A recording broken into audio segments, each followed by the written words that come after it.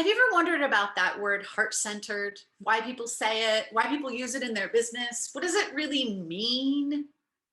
Well, if you've wondered, if you're curious, if you wonder why I say it whatsoever, then you are in the right place. Stick with me.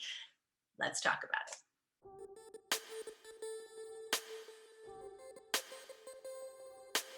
Hey guys, Misty Petrella here. Okay, this term heart-centered. Now, I have to talk about this for a second because I was booping around on the interwebs like I do, and I looked up the word heart-centered to see what people are saying about it.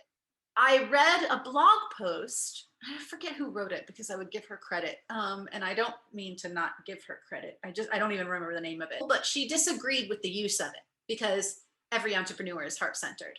And there was a lot of people that agreed with that. I guess there's controversy around the word heart-centered, which I had no idea about. So let's talk about it.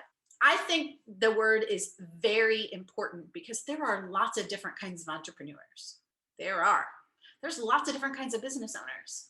Now, most people who have started their own business are in it because they're passionate about what they're doing. I mean, some people aren't probably, and they're just in it for the money. Okay, that's definitely not a heart-centered person.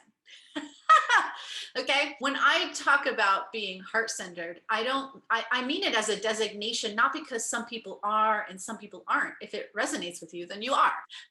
That's who gets to determine that, you. But I use that word to describe a certain kind of entrepreneur, which tends to be pretty empathic, very much a helper, might have boundary issues because they're so wanting to help the other person, sensitive, are looking for a different way to do business than just this hustle, hustle, hustle, push culture. It really is more about flow and alignment and balance for heart-centered people. That's why I use that word, for those reasons. You know, it sort of designates a certain kind of entrepreneur. A lot of my ideal clients identify with being introverted. I identify this way too, by the way. I have extroverted leanings, but per the actual definition, filling up by being alone, I am an introvert 100%. 100%. I need to be alone to fill back up. That tends to be the group, okay? That I call them heart-centered because, well, that's how I am. All of the choices that I make in my business are through the lens. I try not to make them simply through the lens of my brain, but also through the lens of my heart. Meaning, does this feel okay for me? Does this feel okay for the other person? Are we doing something that's supporting the community at large?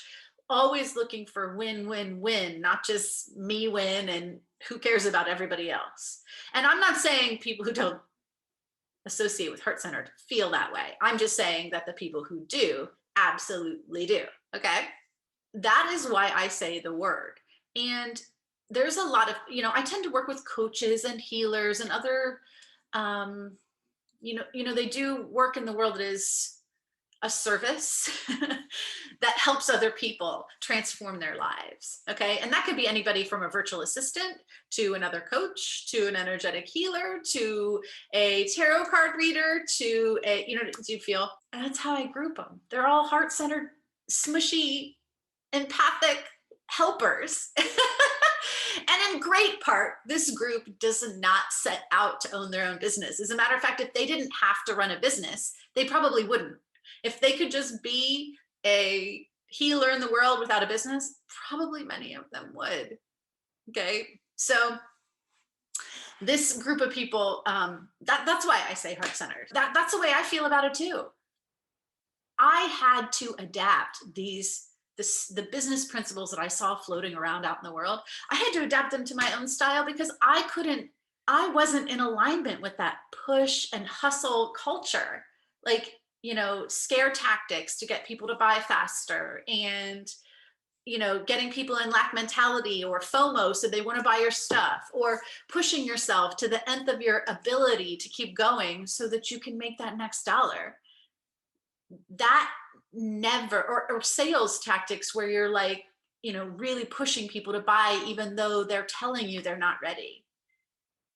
That was never going to work for me. because I can't do those things. That's not in alignment with the way I want to show up.